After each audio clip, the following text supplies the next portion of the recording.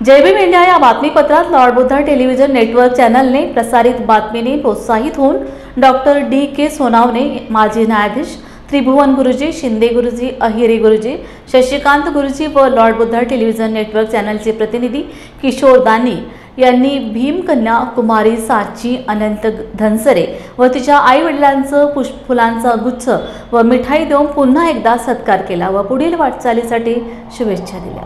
आज आपण सिद्धार्थ कॉलनीमध्ये आहोत आणि धनसरे साहेबांची मुलगी जी आहे तिने 95% मार्क मिळाले सांचीने।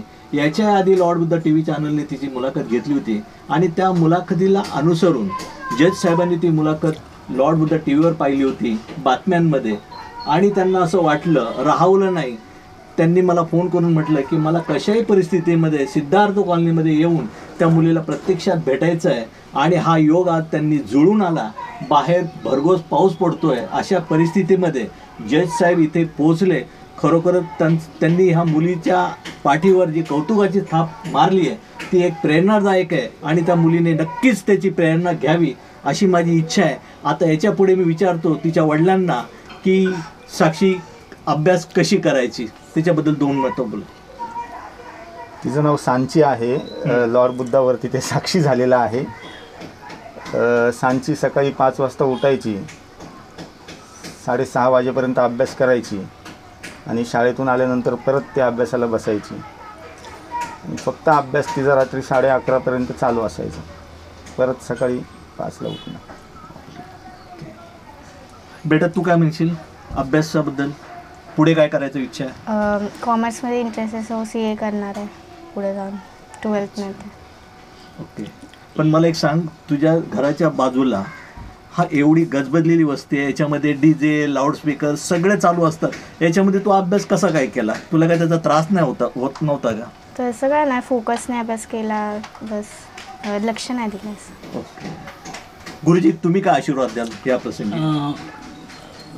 तसं सांचीला याच्या अगोदर मी येऊन शुभेच्छा देऊन गेलो आणि सांचीचं धनसरे आणि त्यांचे आईवडील आणि सांची ह्या तिघांचं कौतुक करण्यासारखं खूप काही गोष्टी त्यांच्याबद्दल बोलण्यासारख्या आहे। परंतु आता आदरणीय जज साहेब आणि आपण हा सेकंड टाईम आपण लॉर्ड बुद्धाच्या माध्यमातून आपण त्यांचा सत्कार करत आहे आणि सर्वात प्रथम मी तुमचं अभिनंदन करतो का की समाजापर्यंत जो मेसेज जायला हवा तो आपला जो मीडिया हवा तो मीडिया आपल्याकडे नाही। आपण लॉर्ड बुद्धाच्या माध्यमातून आज हा मेसेज तुम्ही पूर्ण भारतभर दिलेला आहे आणि त्याचं कौतुक करून मी आदरणीय जज साहेब यांचं जी पार्श्वभूमी सांगितली ती पार्श्वभूमी सांचीने समोर ठेवून, कारण आपल्यासमोर एवढी मोठी व्यक्ती जी जज आहेत आणि त्यांचे आईवडील एक झाडू खात्यामध्ये असताना, रमाबाई कॉलनी स्लम एरियामध्ये असताना आज ते ॲडिशनल चीफ जस्टिस म्हणून महान जज झालेत ते, तसं आपण जे शिक्षण घेऊन आपल्याला जे मोठं व्हायचं असतं ते मोठं होत असताना त्याच्यासोबत मी सांचीला एकच सांगत की आपल्या समाजाप्रतीही आपलं काही देणं असतं। शिक्षण फक्त हे आपल्यासाठी नसतं तर आपल्या समाजासाठी सुद्धा त्याचा उपयोग झाला पाहिजे आणि म्हणून सांचीने हे सर्व डोक्यात ठेवून स्वतःचा उदरनिर्वाहासोबत समाजाचं हिताचं पण काम तिच्या हातून घडावं हीच मी तिला ह्या प्रसंगी मी तिला मंगलकामना करतो आणि तिच्या कुटुंबाला शुभेच्छा देतो की तुमचा हा आदर्श घेऊन समाजातले अनेक स्लम एरियातले मुलं असतील किंवा समाजातले मुलं असतील, हा नक्कीच तुमचा हा लॉर्ड बुद्धाच्या माध्यमातून हा दिलेला मेसेज याचा हा खूप मोठा इफेक्ट आपल्या ह्या समाजाच्या मुलांवर होईल एवढं मी अपेक्षा व्यक्त करतो आणि लॉर्ड बुद्धाचे पुन्हा अभिनंदन करून मी ते सांगतो। नमो बुद्धाय जय भीम। रवींद्र हरी शिंदे बोधाचार्य पण उपस्थित आहे, तर त्यांच्याकडनं आपण शुभेच्छा घेऊया। तर गुरुजी तुम्ही। सांची अनंत धनसरे, खरोखर या पोरीचं कौतुकास्पद की जितकं कौतुक करावं तितकं कमी आहे। ह्या मुलीचं आम्ही सगळे बौद्धाचार्य मिळून लॉर्ड बुद्धा चॅनलचे दानी साहेब यांच्यासोबत आम्ही पुन्हा ह्या मुलीचा मोठा सत्कार, जंगी सत्कार आम्ही करणार आहोत आणि तो सत्कार करत असताना ह्या मुलीने पण समाजासाठी काही देणं घेणं असावं। Doctor DK. सोनावणे जे माजी न्यायाधीश आहेत, ह्या सरांनी मी उरणवरनं आलो आहे खरं म्हणजे, पण सरांनी सांगितलं आपल्याला मुलीचं सत्कार करायचंच आहे. मी खरोखर मला खूप अभिमान वाटला. ह्या मुलीने इतकं चांगलं हिचं कसं कौतुक करावं माझ्याकडे शब्दच नाही आहे. तरी मी लॉर्ड बुद्धा चॅनलच्या एवढ्या छोट्याशा घरात बघा, कॅमेरा बघा, मारा जरा कॅमेरा, मारा इथे कॅमेरा दाखवा जरा, हे किती 10x10चं घर आहे. ह्या घरामध्ये त्यांनी अभ्यास करून ह्या पोरीने कसं यश संपादन केलं 10वीचं. खरोखर ह्या पोरीचं जितकं कौतुक करावं आणि हिच्या आईवडिलांचं जितकं कौतुक करावं तितकं फार कमी आहे.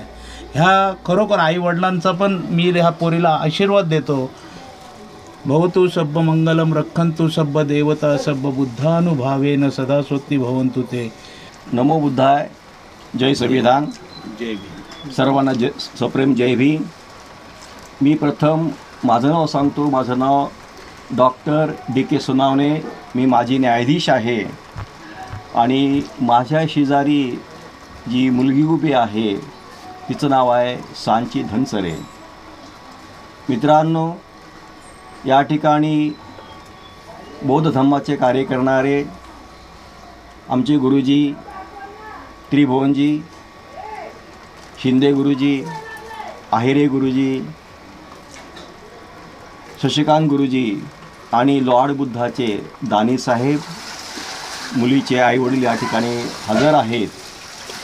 या ठिकाणी मी कसा आलो हे खूप महत्त्वाचं आहे, कारण एका झोपडपट्टीमध्ये राहणारी मुलगी 95.40 मार्क मिळवून पास होते SSC, परंतु याची दखल मीडिया घेत नाही.